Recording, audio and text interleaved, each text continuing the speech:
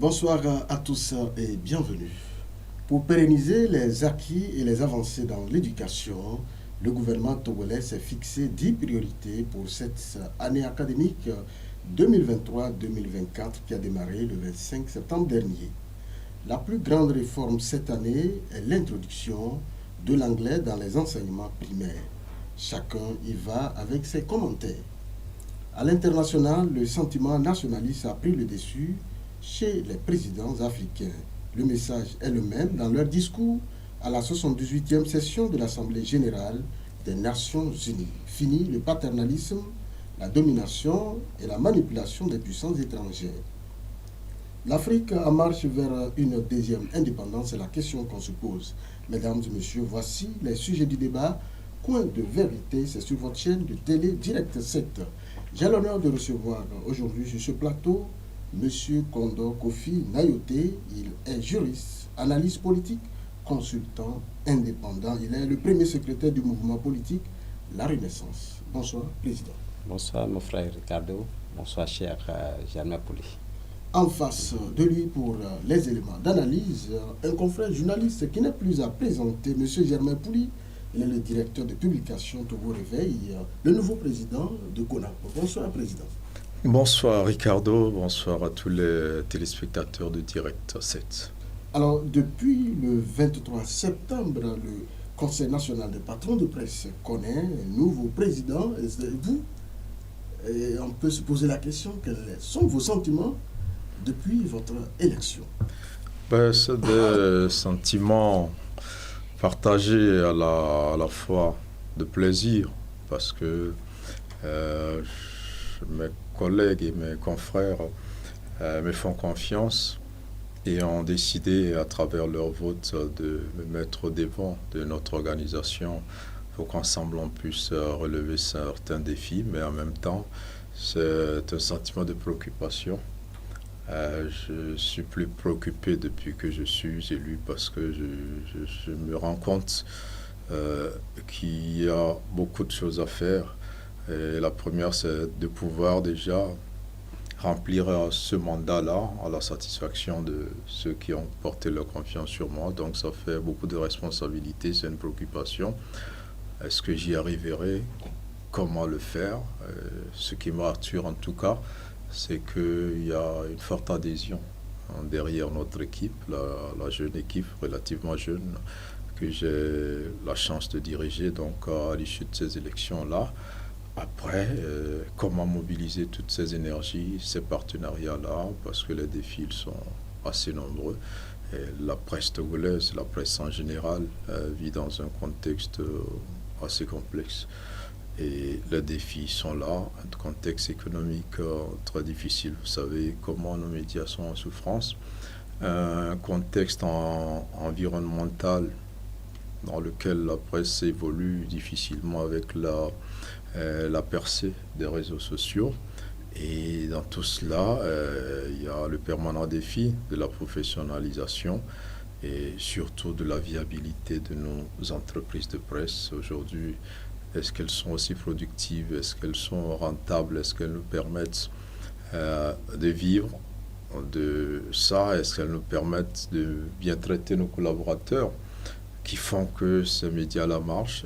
Je pense que la réponse est non. Et donc, entre la liberté, qui est un défi permanent, et le développement, il y a du chemin à faire. Et nous avons marqué notre mandat. Nous voulons le placer sous le signe d'une place développée, qui commence par se développer et qui participe justement au développement, toujours entre le défi liberté-développement. Et donc, plusieurs axes vont pouvoir nous aider à y parvenir avec l'aide d'abord de nos collègues et confrères donc, du CONAP et on espère aussi avoir quelques partenaires pour pouvoir avancer vers nos objectifs. Alors, on sait que votre élection a été un parcours d'un vrai combattant. Et aujourd'hui, qu'est-ce qui a pu militer en faveur de votre liste? Il faut déjà remercier le président de la liste qui, à la dernière minute, a désisté donc, dans la salle en notre faveur. C'est la liste portée par le candidat Hugues Eric Johnson. Mais ça a été difficile, vous l'avez dit. Il fallait battre campagne jusqu'à la fin parce qu'il faut le dire, nous n'avions pas voulu qu'il y ait vraiment cet affrontement dans les urnes parce que par le passé, à part quelques rares élections, il y avait quand même un certain consensus autour du bureau. Et nous, très tôt, nous avons réussi à mettre en place un bureau au sein duquel se fusionnaient déjà deux candidatures qui finalement m'ont porté devant. Et en face, on avait quand même un adversaire de taille que j'ai rencontré pendant la campagne. J'ai souhaité qu'on n'aille pas aux urnes.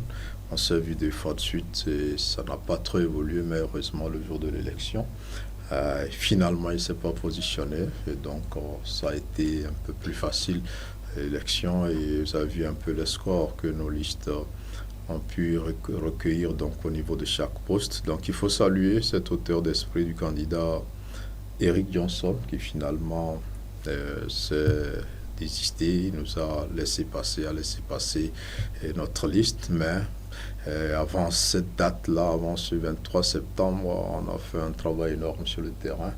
On s'est comporté comme dans une élection normale. On a touché tous les coins du Togo, on a touché tous nos membres dans toutes les régions et je salue toutes les équipes qui ont abattu un travail énorme à l'intérieur du pays et qui finalement ont pu mobiliser. Donc finalement, il y a eu un certain consensus derrière ma candidature et c'est de ça je parlais en disant que c'est une lourde responsabilité parce que là, vous vous rendez compte que vos collègues, vos confrères attendent de vous de relever certains défis et ça fait une pression supplémentaire mais en même temps ça fait plaisir et je remercie donc tous les membres du CONAP pour ce scrutin-là qui s'est bien déroulé et on espère qu'on pourra avancer comme ça ensemble et relever les défis, main dans la main. Parmi les défis, vous dites que vous serez toujours présent à l'intérieur du pays. Qu'est-ce qui justifie ce choix? Mais vous savez, à l'intérieur du pays, il y a de nombreux médias qui ont des difficultés. On a les mêmes difficultés, mais ces médias ont des difficultés particulières aussi. Et tout se joue pratiquement dans la capitale et dans les grandes villes, dans quelques rares grandes villes. Et nous sommes rendus compte que nos amis de l'intérieur ne sont pas suffisamment pris en compte, malgré les efforts des précédents bureaux. Ils se sentent toujours en marge de ce qui se fait à Lomé, même s'ils sont associés, ce n'est pas au niveau où ils auraient souhaité. Nous avons battu campagne auprès de ces derniers pour leur dire nous serons plus présents à l'intérieur du pays, dans les localités, en déjà installant ce qu'on va faire très prochainement, les coordinations régionales du CONAP. On ne va pas mettre en place les points focaux, ça avait déjà été essayé sous le président Jean-Paul Lago, mais ça n'a pas beaucoup prospéré cette fois-ci. On mettra en place des sortes de bureaux régionaux du CONAP, donc une des coordinations régionales, et on va vraiment travailler étroitement donc, avec ces médias-là. Et autre réforme, c'est sur le plan national, on veut quand même mettre en place le Haut Conseil du CONAP, au sein duquel séjourneront tous les anciens présidents du CONAP. Ils sont au nombre de 3. Nous pensons que leur expérience, leur savoir-faire pourront nous aider dans ce que nous sommes en train de faire. On prendra leur avis régulièrement et seront là aussi pour aider à régler certains problèmes que rencontrent les membres du CONAP donc, à travers les régions. Alors, sur la question de la relecture du Code de la presse, vous avez suivi ces dernières années le chamboulement, on a crié, beaucoup ont dénoncé les libertés qui ont été restreintes au niveau de la presse. Est-ce que CONAP, en tant que président, vous pensez déjà à cette bataille pour la relecture du Code de la presse?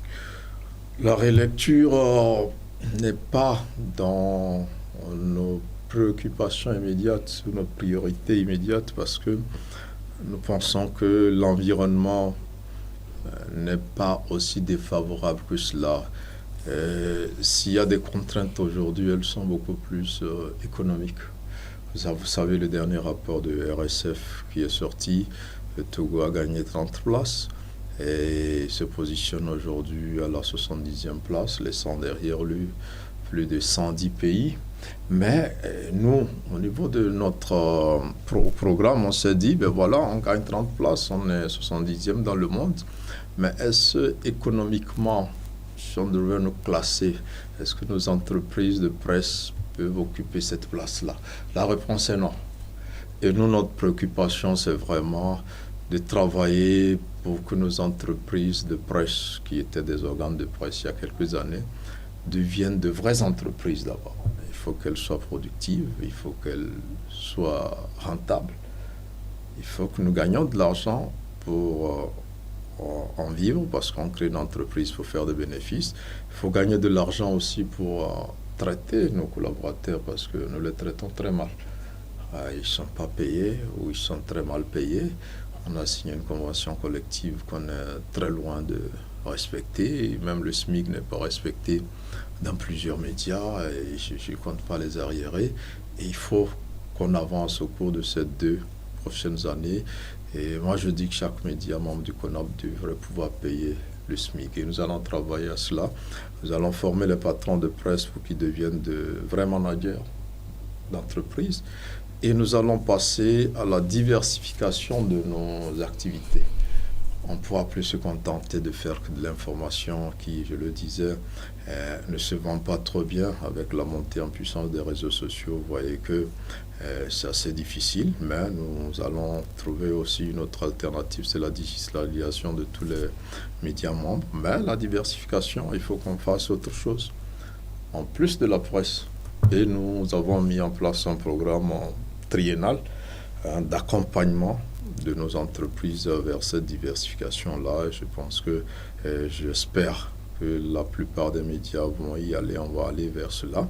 Et il faut aussi se repositionner. L'offre, ce que nous offrons comme produit, est-ce qu'il est à la hauteur des attentes du public?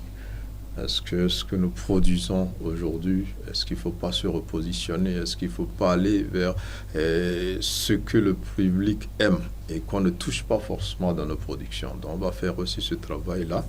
Et donc, après, la question des libertés reste une question permanente. C'est une quête permanente, c'est vrai. Et la rélecture aujourd'hui, pour nous, ce n'est pas la priorité.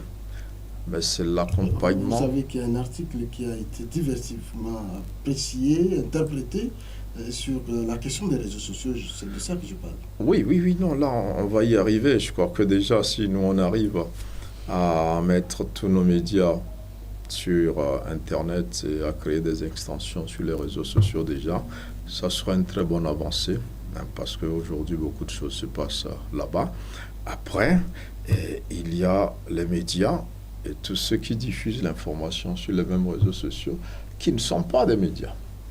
Donc, il faut aussi que nous ayons quand même un certain privilège parce que c'est notre métier, nous avons des contraintes, hein, et nous collectons, traitons et diffusons l'information alors qu'aujourd'hui, sur les réseaux sociaux, on a des gens qui diffusent beaucoup plus, qui ne se donnent pas la peine de traiter l'information parce qu'il y a des règles pour traiter une information et nous, on a appris à le faire. Les autres, ils n'ont pas appris à le faire, mais ils sont sur le même terrain. Et quand nous, on fait notre analyse, aujourd'hui, vous allez voir des influenceurs qui sont même qui ont plus d'impact qu'un média. Il y a des gens qui ont des millions de personnes qui les suivent. Il y a des médias qui sont incapables d'avoir 500 000 personnes qui les suivent.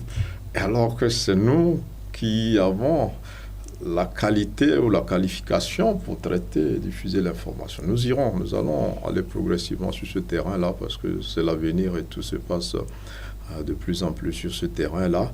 Maintenant, la rélecture, on y arrivera parce que un autre programme qu'on a, c'est vraiment de travailler étroitement avec les autres organisations de presse. Et nous avons déjà pris à tâche depuis notre élection, après les félicitations. On s'est promis de se voir, on s'est rencontré même ce matin avec un patron d'une organisation sœur, c'est de travailler ensemble. Alors si cette question-là revient comme une préoccupation majeure, nous serons obligés de la traiter avec les autres. Mais pour nous, Aujourd'hui, nous avons beaucoup plus une préoccupation économique d'abord. Nous estimons qu'on a assez de liberté, mais on est pauvre, on est dans la précarité, on travaille dans des conditions difficiles. Et si on n'améliore pas ces conditions-là, si on le fait, peut-être ça nous permettra d'être un peu plus libres, mais il faut aller à cela. Et dès que nous y arriverons, je pense quand même que et sur le plan des libertés, on pourra encore gagner des places. Maintenant, je ne dis pas que la 70e place est satisfaisante, qu'on doit s'arrêter là, non. Et il y a toujours un combat permanent. Mais à mon avis, et ce que j'ai pu en tout cas partager avec mes collègues, c'est cette autonomisation. Parce que on n'évolue pas, on est dans la misère, il faut le reconnaître. Et on n'est pas des entreprises. Nous avons le statut d'entreprise aujourd'hui, mais nous ne sommes pas encore des entreprises.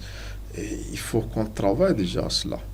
Le jour où on sera des hommes d'affaires, parce qu'effectivement on va devenir des hommes d'affaires, on le dit, ça choque un peu, mais c'est vrai. Avant, on est des patrons d'organes de presse. Aujourd'hui, plusieurs patrons d'organes de presse sont devenus des entrepreneurs. Parce qu'ils sont les propriétaires de leurs organes qui appartiennent à une entreprise qu'ils dirigent. Donc, quand vous dirigez une entreprise, le réflexe est différent. Pendant longtemps, on se définit comme les combattants de la liberté, une presse de combat, tout ça. C'est vrai, ce rôle existe, mais je pense qu'il faut se repositionner. Aujourd'hui, vous allez voir les autres combattants qui peut-être dament le pion, ce sont des influenceurs. Vous les suivez sur les réseaux sociaux, leur voix porte plus que celle de certains journalistes, il faut le dire. Donc, tous ces défis-là... Vous voulez les devenir. Oui, mais après, je crois que nous, l'avantage qu'on a, c'est qu'on est plus responsable et plus professionnel que ceux-là qui sont déjà sur les réseaux sociaux. Nous savons ce qu'est l'information, nous savons la traiter, et quand il y aura, nous serons dans un flou où les gens chercheront la vérité. Si nous sommes présents sur le net et sur les réseaux sociaux, les gens iront vers les médias pour vérifier les informations. Président, et quel sera votre mot à l'endroit des journalistes, de vos collègues, les patrons de presse, les syndicats, toute cette organisation de la presse en tant que nouveau président aujourd'hui? Mon mot, c'est déjà de dire qu'on doit pouvoir sortir de cette petite prison où on nous enferme en nous décrivant comme des journaux de combat. Et donc des journaux partisans, de part et d'autre. Nous sommes décrits comme une presse partisane. Il faut qu'on enlève ça de côté. De gauche ou de droite? Ça dépendra de là où on est plus à l'aise. Donc, on va être professionnel. Essayer de travailler dans l'intérêt vraiment de nos sociétés. Parce qu'aujourd'hui, tout ce qui se passe en Afrique, ce n'est pas des questions de liberté ou de démocratie. C'est des questions de pauvreté. Les gens se soulèvent, ils chassent des présidents démocratiquement élus, pas parce qu'ils n'ont pas de liberté, mais c'est parce qu'ils ont faim. Et ils ne voient pas ces changements-là dans leurs assiettes, dans leur vie. Ils ont la liberté, c'est comme on a dit, on a la liberté de presse, on a gagné 30 places, c'est vrai. Mais est-ce que nous vivons de ces 30 places-là? Non. La réponse, c'est non. Et il faut avoir le courage de le reconnaître. Et nous, on se dit, il y a toujours ce combat pour la liberté, on va le faire. Et donc, si je dois dire un mot, c'est d'inviter les autres patrons d'organisation à travailler ensemble. Il faut qu'on mette notre métier en avant et qu'on trouve les créneaux pour collaborer parce qu'on a les mêmes défis, on a les mêmes difficultés et qu'on laisse cette question de presse partisane, presse militante, combattante et tout ça pour faire un travail qui est dans l'intérêt du public et qui nous profite parce que nous sommes aujourd'hui des entreprises et toute entreprise se doit d'être productive et faire des bénéfices en se mettant au service de la société. C'est ce que nous allons essayer de faire. Monsieur Condor Kofi Nayo, je rappelle que vous êtes juriste, analyste politique. Nous avons commencé avec le nouveau patron, président de CONAP, qui est élu le 23 septembre dernier. Vous l'avez suivi, est-ce que vous avez un mot à placer? Non, en fait, je suis très heureux de partager le plateau avec lui. Et j'ai apprécié la façon dont il a relever les défis qui se posent au monde de la presse au Togo. Et il a esquissé quelques axes sur lesquels il faut aller agir pour permettre à ce que le professionnel des médias puisse se sentir à l'aise, et surtout c'est une préoccupation partagée que les médias, les entreprises de médias doivent aujourd'hui connaître un nouveau statut et avancer. Et ils doivent être respectés en tant que tels et non être les wagomètres de certains acteurs, notamment des politiques qui sont en train de les manipuler et puis tout ça. Et c'est de ça qu'il parle, la presse partisane. Oui. Et quelquefois, les gens étiquettent la presse togolaise comme les journalistes alimentaires, les ventriculards et consorts. Je prends des mots vulgaires, mais c'est ce que les gens ont l'habitude de raconter. Et souvent, quand j'entends cela, ça me fait mal et je me demande pourquoi les gens ont de l'argent dans ce pays et ils ne peuvent pas nourrir l'ambition de s'intéresser au monde médiatique, y investir et pour faire relever l'image de la presse togolaise qui doit aujourd'hui avoir un aura bien posé. Quand vous voyez, si vous écoutez, vous lisez et vous êtes à l'écoute des médias, on ne cite pas beaucoup plus la presse togolaise. On peut appeler la presse du Sénégal, du Burkina, du Mali, etc. Mais rarement on appelle la presse togolaise. Et moi, ça me tique et je me pose beaucoup de questions. Est-ce que c'est parce qu'il n'y a pas de professionnels au Togo, ou bien à quoi est due cette absence de la presse togolaise sur la chaîne internationale? Est-ce que ça ne dépend pas des médias que vous suivez? Non, en fait, nous avons, au niveau international, nous avons quel genre de médias? Disons que si nous sommes dans un monde francophone, le plus grand média que nous suivons beaucoup plus, c'est RFI. Et la plupart, dans presque les bureaux, les maisons, c'est RFI. Et le Togo est quasiment absent. Après RFI vient BBC, La Voix de l'Amérique, Deutsche Welle. Et quand vous écoutez ces médias, rarement on cite les journalistes togolais pour rapporter sur un certain nombre d'éléments. Alors qu'ils ont des correspondants au Togo, tous ces médias. Bien sûr. Maintenant, est-ce que c'est la façon dont nous traitons les informations, c'est la façon dont nous percevons les choses qui font qu'on ne s'intéresse pas trop au Togo?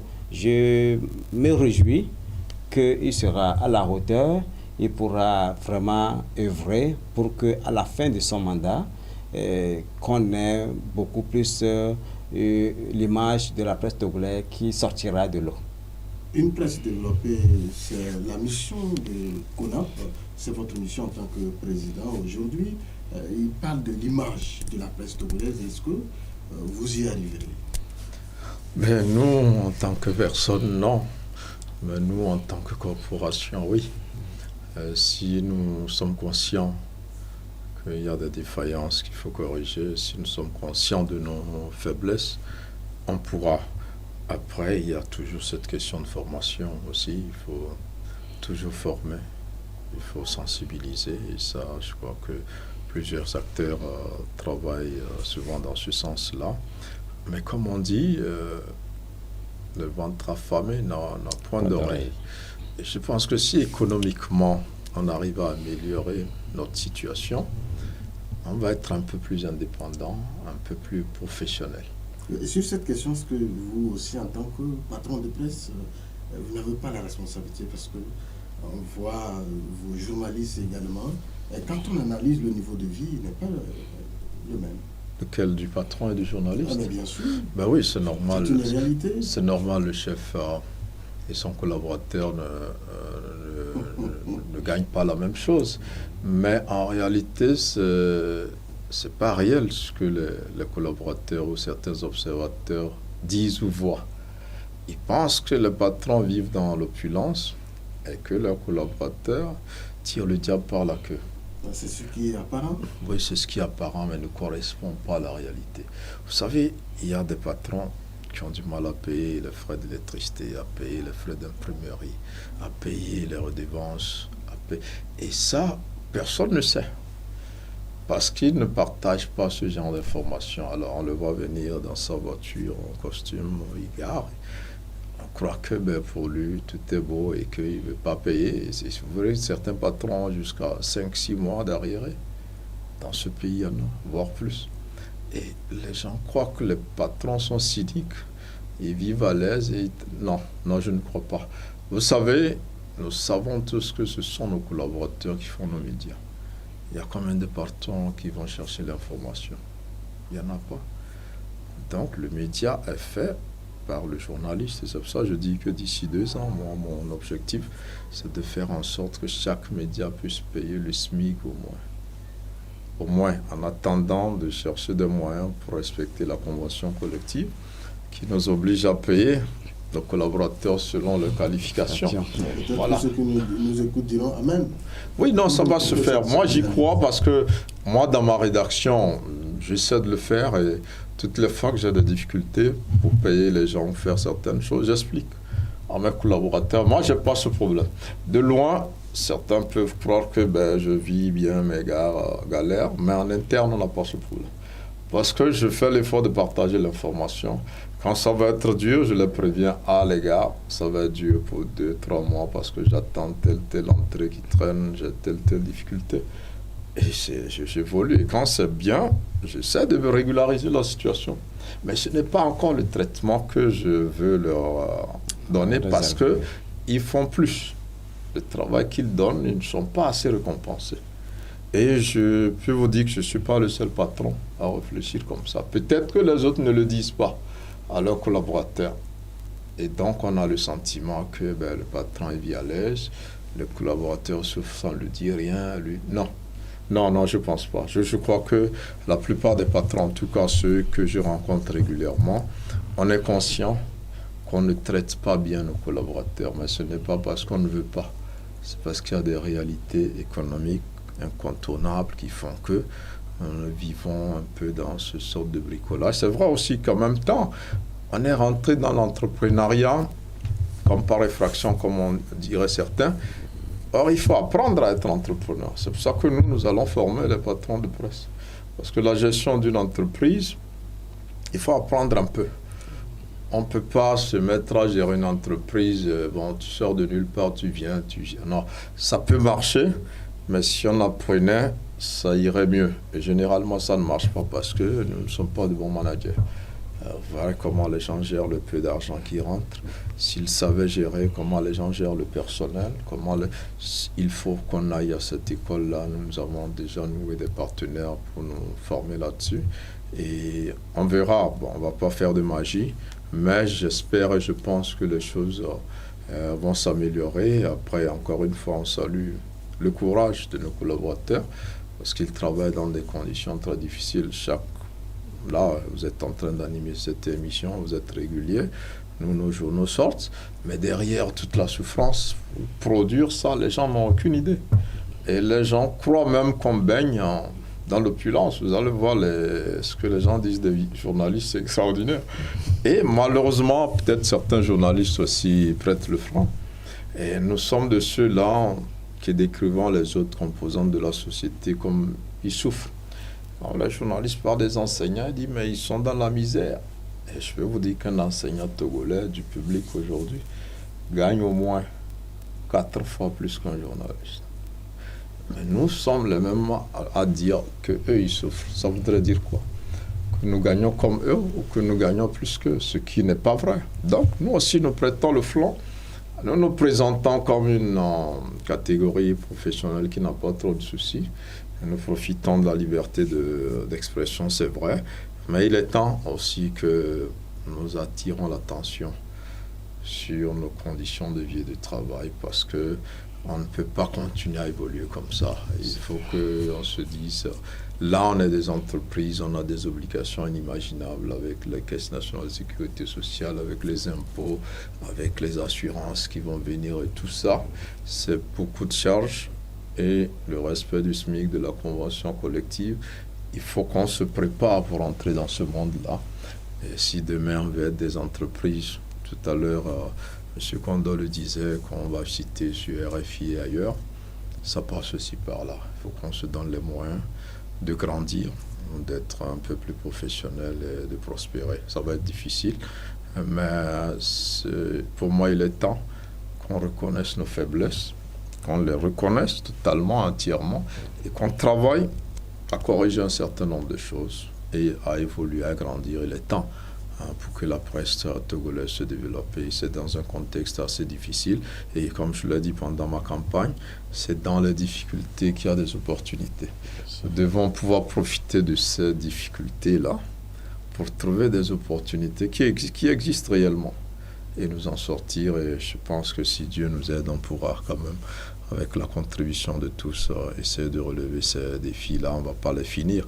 Le bureau qui nous remplacera peut-être va poursuivre ce qu'on attend de commencer. Nous espérons donc que vous aurez à réaliser vos projets d'ici 2 ans et nous vous souhaitons un très bon vent dans cette mission en tant que président du CONAP. Ce n'est pas facile. Je peux placer 2 mois avant de fermer cette partie. Oui, très rapidement parce que nous devons aller à la pause. Oui, je pense qu'au niveau de la presse togolaise, nous avons ce qu'on peut appeler du sensationnel. Quand vous prenez sur les médias, les télés, les radios, il y a plus ou moins de la matière.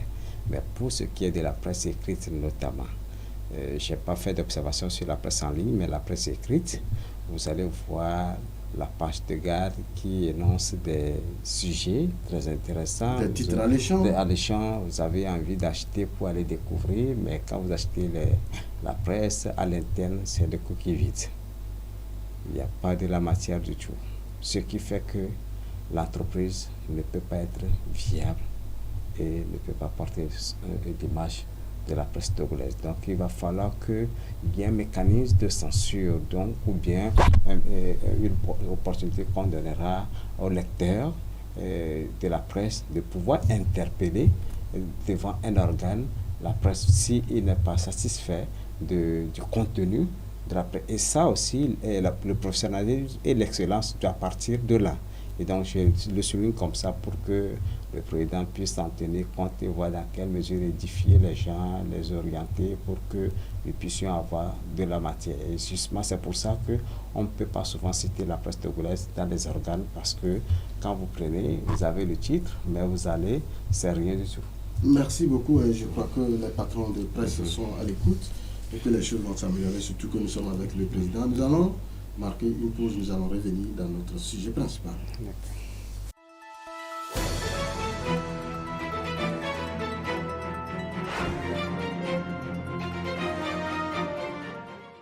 Deuxième partie de l'émission Coin de vérité. Je reste toujours avec mes co-débatteurs.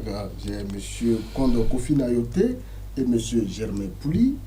M. Kofi, depuis quelques jours, les élèves ont repris le chemin des classes. Le gouvernement annonce 10 mesures prioritaires. Aussi, on annonce l'introduction de l'anglais dans l'enseignement du primaire de façon globale. Quelle analyse faites-vous de cette rentrée? Vous avez suivi le début des classes. En fait, je vous remercie pour ce sujet que vous avez évoqué, qui est une préoccupation, parce que l'éducation dans la vie d'une nation est une valeur sûre pour l'émergence et la grandeur de la nation. Et lorsque nous voulons avoir des citoyens capables de porter les défis de la nation, ou que nous le disons très bien, que les jeunes sont l'avenir de la nation, nous devons regarder quel type d'éducation nous sommes en train de donner à nos enfants. D'abord, cette année, je crois que pour cette fois-ci, le gouvernement a été fidèle. Lorsqu'on a annoncé la rentrée, on l'a respecté à la lettre. Et ça a été vraiment une joie. Et entre-temps, je me posais la question. Depuis quelques temps, si on ne va pas, plus de rentrée repoussée. Si on ne va pas repousser, on ne l'a pas repoussé, c'est déjà très bien. Mais cette année va être très fatidique pour la nation togolaise, surtout pour les défis que nous connaissons. Vous savez qu'il y a eu des problèmes en amont. Nous avons des problèmes de carburant qui ont secoué effectivement les parents, surtout pour les fonctionnaires. Nous avons les mesures de port de casque qui ont engendré des charges supplémentaires pour les parents. Nous avions connu quelques problèmes ces dernières semaines qui ont précédé la rentrée scolaire qui était vraiment difficile. Et nous avions également observé la flambée des prix des articles scolaires sur le marché qui ont été vraiment difficiles. Maintenant, j'espérais que le gouvernement aurait annoncé le versement d'un double salaire, ne serait-ce que pour les fonctionnaires, pour permettre aux parents de juguler ces difficultés et assurer vraiment une rentrée scolaire sereine et apaisée pour les enfants. Si nous parlons de la qualité de l'éducation, ou le droit à l'éducation pour tous, il ne s'agit pas seulement de renvoyer les enfants sur le chemin de l'école. Il y a plus encore qu'il faut assurer l'alimentation, le déplacement, la sécurité de l'enfant et puis le retour à la maison. Il faut que l'enfant puisse se trouver agnoté.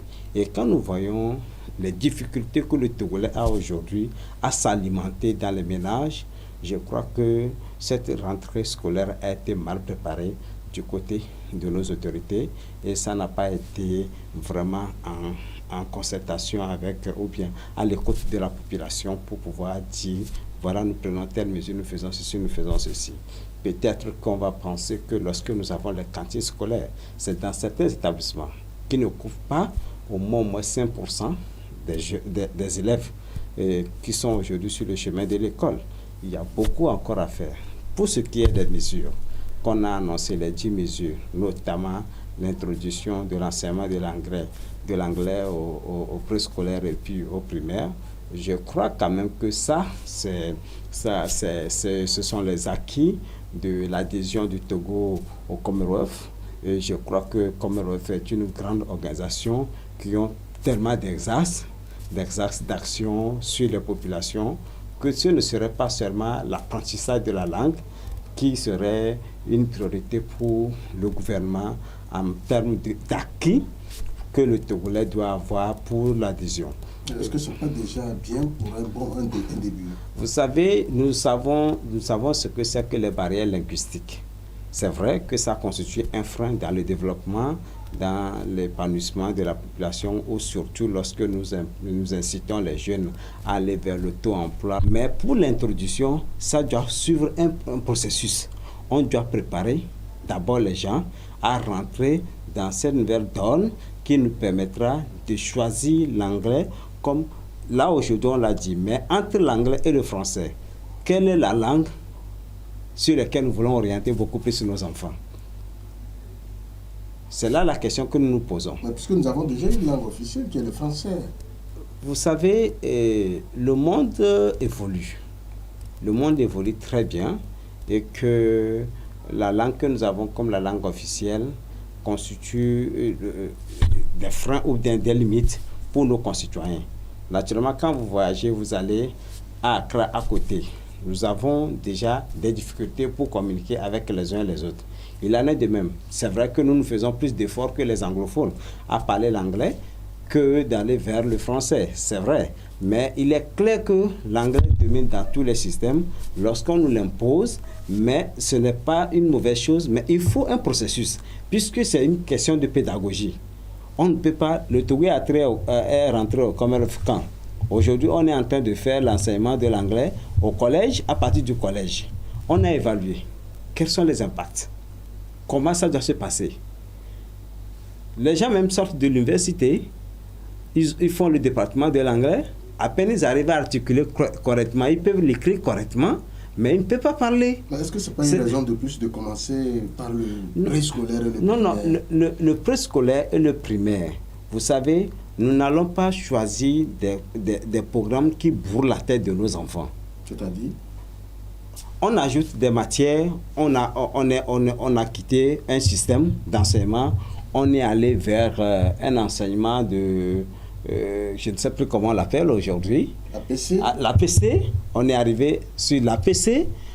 Est-ce qu'on a pris le temps d'évaluer l'APC pour voir les séquelles que cela pose sur l'apprentissage, l'assimilation des matières, les résultats que nous allons opérer à partir de l'APC avant de vouloir ajouter encore quelque chose. L'anglais, quel est le plus-value pour nos enfants? C'est des questions que nous devons nous poser. Il ne faut pas seulement décider un jour, dire que nous allons introduire ça, nous allons introduire ça. Il ne faut pas charger les enfants. Nous avons des programmes qui nous permettront de sortir des ingénieurs. Ça dépend des défis que nous avons. Il y a des programmes qui permettront au Togo de sortir des ingénieurs si nous savons que nous n'avons pas des industries, nous n'avons pas de potentiel. Nous avons plus investi dans les sciences sociales. Tout ce que nous faisons, du préscolaire jusqu'au niveau universitaire, c'est pour préparer les jeunes à être dans les sciences sociales. Maintenant, pour les sciences scientifiques, comment nous devons y arriver et comment nous devons procéder? Ça, c'est des trucs que nous devons, les questionnements que nous devons nous poser. Et moi, quand on me parle de l'anglais aujourd'hui, je dis, c'est la langue d'un colon, que nous avons adoptée, nous avons aussi la langue d'un colon que nous parlons déjà. Au jour d'aujourd'hui, que ce soit l'anglais ou le français, le problème du togolais n'est pas résolu. La capacité pour nous aujourd'hui d'utiliser des langues ou bien notre capacité de pouvoir influencer le niveau de les dépasser pour pouvoir répondre à toutes nos attentes aujourd'hui, c'est de cela qu'il s'agit. Alors, Monsieur Germain Pouli, vous avez écouté votre avis. Apparemment, la rentrée scolaire sera mal préparée. L'anglais qui devrait être vanté aujourd'hui, parce qu'on l'a introduit au groupe humain, pour votre co-débatteur, ça a mal pris. Bon, ça dépend de quel angle on se situe. Bon, moi, je vois les choses autrement. Parce que déjà, l'entrée du Togo au Commonwealth est une grande opportunité. Et je me suis toujours posé la question, mais comment un pays francophone comme le nôtre peut profiter de toutes ces opportunités économiques, culturelles, sportives de ce grand marché qu'est le Commonwealth si les Togolais parlent majoritairement français, en plus des langues locales.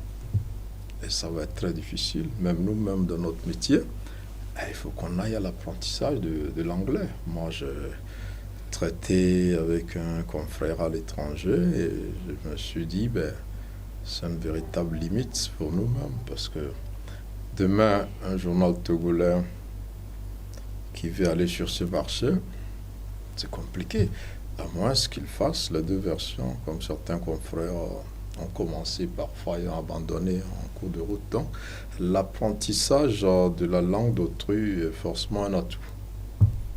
C'est une bonne chose d'apprendre la langue de l'autre.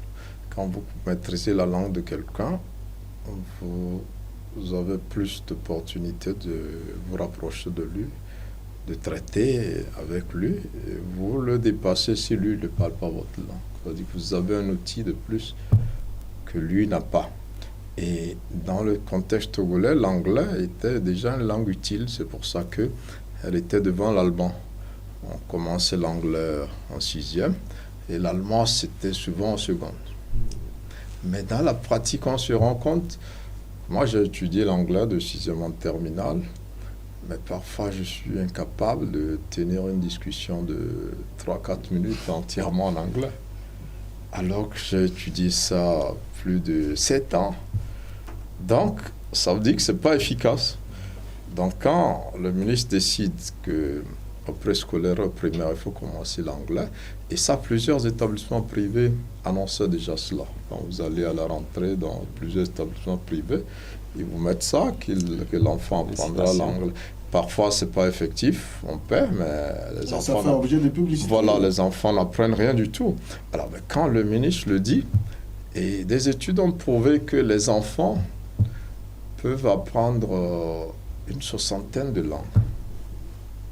Parce qu'ils assimilent très vite les langues, les enfants, pas les grandes personnes. Ouais. Quand vous êtes enfant, vous pouvez apprendre une 60aine de langues. Ça a été prouvé en Occident. Les études l'ont montré. Donc, c'est maintenant qu'il faut apprendre. C'est quand ils sont petits qu'ils doivent apprendre. Alors que l'ancien système, c'est quand vous arrivez au collège, vous n'êtes même plus enfant. Généralement, vous avez plus de 10 ans, 12 ans. Vous commencez par être adolescent et l'apprentissage est plus compliqué. Donc, si c'est fait aujourd'hui, pour moi, c'est plutôt une bonne chose. Surtout qu'on a besoin de cette langue-là pour être présent sur un marché auquel nous avons adhéré et dont nous risquons de ne pas avoir de bénéfices si nous ne comprenons pas la langue. Et ce qui se fait avec les enfants d'aujourd'hui, c'est peut-être dans 15-20 ans qu'on aura le fruit. On va se dire, mais voilà, le Togo, pays membre du Commonwealth, voilà une délégation. Les gars, ils arrivent, ils parlent couramment anglais. Mais il a fallu que ça se fasse en amont, 15 ans plus tôt, pour que ça puisse être effectif. Donc pour moi, c'est une bonne chose. Le ministre avait déjà, l'idée était déjà partie, en tant que les vendredis, il fallait s'exprimer en anglais, je pense, dans les administrations. Ça n'a pas trop prospéré, je ne sais pas pourquoi, mais le Commonwealth, c'est une opportunité, une grande opportunité, et pour y profiter, il faut y aller. Quand vous allez dans un pays comme le Rwanda, qui était francophone à la base, ils ne vous parlent que anglais couramment. Et parfois, ils refusent même de parler français. Quand ils comprennent bien français, moi j'ai fait l'expérience, je parlais avec un Rwandais, et j'ai cru qu'il ne parlait pas français. Mais à l'origine, c'est le français. Donc c'est facile de le faire, et c'est une opportunité réelle. Et l'anglais, aujourd'hui, c'est la langue par excellence des affaires. D'autres langues, comme le chinois aussi, sont en train de percer, parce que la Chine a un rôle incontournable dans le business maintenant. Et puis il y a ces autres langues qui sont l'arabe aussi qui montent, il y a l'espagnol et tout ça. Donc le français, c'est vrai, vient largement après l'anglais en termes de langue, même du savoir, des sciences et tout ça. Il y a plusieurs études qui se font donc en anglais. Aujourd'hui, amusez-vous, regardez les enfants qui vont sur YouTube pour suivre des programmes. La plupart de ces programmes sont en anglais. Et vous allez être surpris que plusieurs petits-enfants maîtrisent l'alphabet en anglais. Ceux qui utilisent le téléphone de leurs parents, vous allez voir la tendance, ils parlent plus anglais que français. L'anglais s'impose à nous. Parce que tout ce qui est là est en anglais. Donc c'est une langue assez formidable, et surtout que nous sommes membres du Commonwealth. Je crois que c'est plutôt une bonne chose. Il faut saluer cette décision-là. Ce n'est pas dans l'immédiat qu'on aura les résultats, mais on va avoir une génération de Togolais qui vont couramment parler anglais et qui vont profiter de tout ça. On a encore quelques minutes, on va aller sur le plan international. Je veux qu'on parle de son 18e session de la conférence des Nations Unies. Vous avez écouté les chefs d'État africains, sinon les représentants également, prononcer des discours nationalistes. Ça va, on dit ça suffit, le paternalisme, la domination. Je prends l'exemple de notre ministre Robert Doucet des Affaires étrangères. Quelle analyse faites-vous de ces discours diplomatiques aujourd'hui? Vous savez, pour ce 77e sommet, Assemblée générale des Nations Unies, ça a été décidé pour la relance, pour discuter sur les agendas du monde, surtout après Covid. Le monde a connu beaucoup de bouleversements, et il y a eu des grands défis qui se dressent. Nous allons voir aussi une tendance de dominance et le choix de certains pays à s'affranchir de la domination, du joug de l'impérialisme, du colonialisme, du néolibéralisme, et consorts, etc. Donc, du coup, je crois quand même que c'était un bon rendez-vous où les gens ont eu l'occasion, pour une fois, d'exprimer par eux-mêmes leurs intentions, l'agenda de leur nation et consorts, etc. Et ce ne sont plus des discours téléguidés, commandés, contrôlés par un État étranger. Donc, pour ce qui est de l'Afrique notamment, je salue le courage du Burkina qui a été direct et franc. Je salue également le Mali qui a tenu un bon discours, et relativement à notre pays, un discours prononcé par le ministre des Affaires étrangères, le professeur Robert Doucet. Ce discours me laisse un peu perplexe parce que on n'a pas, je le dis toujours, que on est dans une stratégie d'improvisation. On ne prépare pas la nation ne sait pas où nous sommes en train d'aller. On ne nous a pas dit, oui, aujourd'hui, le Togo obtient, emboîte le pas de la nation nationaliste ou bien panafricanisme, etc. Et donc, c'est un discours qui est tombé de nulle part avec une position. Et quand vous voyez la posture du ministre, vous devez savoir que vraiment, ce n'est pas vécu. Est-ce que cela doit nous surprendre? Parce qu'on a vu les États se battre depuis l'indépendance. Oui, les États se battent depuis l'indépendance. Lorsqu'on nous dit que nous en avons assez, ou que vraiment c'est la fin du paternalisme, quand on voit la façon dont on gère la nation togolaise, le peuple togolais dans son entièreté, et qui exprime ses désirs, sur lesquels on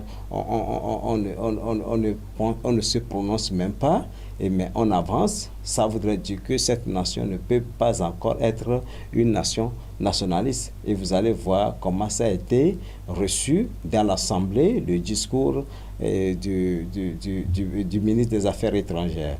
C'est vrai, il y a des mots, mais qui n'a pas reçu de grands applaudissements nourris parce que les gens savaient que vraiment ce n'était pas ça par rapport à tout ce que les Togolais réclament, le changement, la fin, tel que le président l'a souligné au niveau des patrons de presse. On ne peut pas dire, on ne peut pas vivre dans une nation où des grands organes de presse vont toujours végéter dans la misère. Alors qu'est-ce qui dérange concrètement dans le discours du professeur Robert Doucy? Qu'est-ce qui dérange? Je vous le dirai. Vous savez, il faut que le pouvoir togolais affiche clairement sa position, sa tendance. Laquelle? Est-ce que nous voulons sortir du joug français? Est-ce que nous voulons quitter le joug impérialiste? Est-ce que nous voulons conduire le Togo vers une indépendance totale? Est-ce que c'est pas ce que le ministre dit? Il ne s'agit pas de mots, il s'agissait simplement des actes de concret. Ce ne sont pas des discours dont il devait en être question. Il doit s'agir des actes qu'on a posés préalablement. Vous allez voir, même dans le discours, par rapport aux ressources, aux énergies renouvelables, on l'a dit qu'à partir du projet ISO et ceci, on a implanté des lampadaires, des photovoltaïques un peu partout. Mais allez-y, questionnez-vous pour voir combien de Togolais ont accès à l'énergie. Même l'extension du réseau électrique, c'est la difficulté. Allez-y dans tous les recoins du Togo, dans le Togo profond, vous allez voir que les gens ont des difficultés à avoir des énergies pour pouvoir. Même les élèves, quand nous parlons de l'éducation, les enfants ont des difficultés. Ce n'est pas seulement le mais. À l'intérieur, les enfants ont des difficultés à avoir accès à l'énergie pour étudier. Donc, il y a un certain nombre de choses qui nous permettent de qualifier ce discours d'un discours frelaté, d'une position non choisie, mais juste au regard de la situation actuelle, du vent qui souffle en Afrique. Et pour se protéger, on a tenu un discours juste pour pouvoir faire dormir debout les gens. Alors, et là, on va écouter le journaliste parce que le temps aussi nous fait défaut. Monsieur Germain Pouli, on a entendu des discours très durs vis-à-vis des puissances coloniales. Discours dur, non, je ne dirais pas. C'est tout simplement des discours courageux. Qui sont sortis hors même de la diplomatie. Hein? Oui, parce qu'il y a des vérités qu'on ne peut pas dire autrement. Soit on les assume ou on ne les assume pas. Et c'est ce que le chef de la diplomatie togolaise est allé faire. C'est carrément la vision du président togolais. Je suis un peu surpris quand mon ami Condor dit que c'est des paroles, il n'y a pas des actes. Le Togo, au contraire, c'est le pays qui, en Afrique noire, agit et ne parle pas. C'est le pays qui était contre les sanctions envers le Mali quand toute la CEDEAO avait déjà été sous la volonté de la France. Mais on n'a pas besoin de dire à bas la France pour dire mais on ne veut pas qu'on sanctionne le Mali. Le Togo l'a fait sans dire à bas la France. Donc les actes comptent. On a vu même dans le cas du Niger récemment. Oui, le ministre a été clair. Oui, voilà. Pas une guerre contre une nation. Voilà, donc le Togo agit. Je sais pas, le Togo n'est même pas un pays qui parle. Le Togo agit. Et quand vous prenez sur le plan local, mais aujourd'hui, il ne s'agit pas de chasser les entreprises françaises ou chasser la France comme les gens le font maladroitement. Mais le Togo diversifie ses partenariats, sans même dire avant la France. Quand le Togo traite avec la Turquie, quand Erdogan arrive en Afrique, il choisit 3 capitales, Lagos, Luanda et Lomé. Ben, ça veut tout dire, vous avez vu les affiches. Et quand aujourd'hui le Togo traite avec la Russie, le Togo traite avec Israël, le Togo traite avec la Turquie, traite avec l'Iran, traite avec la Chine. Donc le Togo ne dit pas, mais laissez-nous choisir nos partenaires. Le Togo s'offre déjà ses libertés. Mais il ne s'agit pas d'un pays qui disent avant la France et qui demande après qu'on donne des visas à leurs étudiants ou qu'on leur livre des armes à travers la Côte d'Ivoire ou ailleurs. Non, moi je pense que c'est le pays qui a su garder une certaine neutralité, qui lui accorde une liberté d'action d'abord. Le Togo parle rarement. C'est l'une des rares occasions. C'est vrai qu'à demi-mot, le même chef de la diplomatie, lors de la précédente rencontre à l'ONU, était pratiquement sur le même chemin avec les Maliens. Cette année, il est allé un peu plus loin. Mais le Togo a toujours agi dans ce sens. Je vais vous poser la même question, et c'est vrai, nous sommes pratiquement arrivés à la fin. Est-ce que tous ces discours que l'on a écoutés sont sincères? Les discours sont sincères, mais pour moi, ils ne sont pas importants. Il vaut mieux agir que de parler. Quand on dit d'expliquer aux Togolais, non, on n'a pas besoin. Moi, je crois même que tous ces gens qui disent, moi je m'amuse à le dire, soyons francs, ceux qui disent « abat la France », ils brandissent le drapeau de la Russie. Tous ces gens-là, à 99%, veulent aller à Paris. Mais personne ne cherche à aller à Moscou. Mais donc, on se trompe nous-mêmes. On se trompe nous-mêmes. Mais si on ne veut pas des Blancs, qu'on assume, qu'on fasse le boulot que les Blancs font. Ou qu'on confie ce boulot à d'autres. Et on avance. Et le Togo, pour moi, c'est un exemple. Ce n'est pas parce que je suis togolais, mais même quand vous prenez les Maliens, vous prenez certains Burkinabés qui parlent. Le Togo n'a jamais dit « abat la France ». Mais vous allez au port autonome de Lomé, ce n'est pas Bolloré qui coiffe le port. Il y a d'autres groupes. Vous allez partout. Le Togo est déjà passé à là où les gens... Le Togo est entré dans le Commonwealth sans demander l'autorisation de la France. Alors, donc vous voyez, le Togo agit déjà. Oui. Je suis surpris qu'ils disent que c'est des paroles. Les actions sont déjà là depuis. Quelques minutes. Est-ce que ces discours que vous avez écoutés sont vraiment des discours sur lesquels l'homme doit croire? Je pense que pour une seule fois, on a écouté les chefs d'État africains qui se sont prononcés librement devant le Conseil devant l'Assemblée générale des Nations Unies. Est-ce que c'est sincère? En tout cas, si c'est sincère ou pas, nous sommes en train d'observer, nous sommes en train d'analyser pour voir quelle option vous allez prendre. Vous voyez, au sommet de G20, on n'a pas invité les chefs d'État africains, on a invité l'Union africaine. L'Union africaine est une organisation composée des nations. Je ne sais pas comment ce choix a été fait. Donc, il y a un certain nombre de choses qui se passent, qui démontrent automatiquement que l'Afrique n'est pas encore libre. L'Afrique a encore du chemin à faire. Même ces discours panafricanistes, je prends tout avec pincette, tout en sachant que ce n'est pas encore cadré, ce n'est pas encore bien hurlé, ce n'est pas encore nourri. Alors, nous allons avancer. Quel sera votre mot de la fin? Oui, je voudrais remercier d'abord votre chaîne Direct 7 qui nous a accueillis, qui nous ont permis d'exprimer le truc. Et je dis un sincère merci à tous les téléspectateurs qui nous ont suivis. Et je voudrais dire à mon frère Ricardo que vous avez votre chaîne A de l'avenir, à côté le président qui est là, qui sera à l'écoute, qui sera comment vous accompagner pour que vous avanciez. Merci, cher confrère M. Germain, votre mot de la fin, quelques secondes. Merci à Direct 7. Je rappelle que le patron de cette chaîne est membre du bureau, il est vice-président au sein du bureau du CONAP. Il est vice-président en charge des médias en ligne. Et c'est sur cette jeunesse-là que nous comptons vraiment pour aller affronter ces défis-là. Et nous, on invite la presse à nous faire confiance d'abord et à nous aider. C'est-à-dire que seul on ne peut rien, mais ensemble on va avancer. Je pense que le moment est venu de repositionner la presse togolaise. Il ne faut pas rater ce rendez-vous-là. Comme je l'ai dit, c'est dans les difficultés qu'il y a des opportunités. Nous devons pouvoir aller les saisir. Merci à vous d'être venus. Merci à vous tous qui nous avez suivis. On se retrouve donc dans un prochain numéro. D'ici là, portez-vous bien. Bye bye.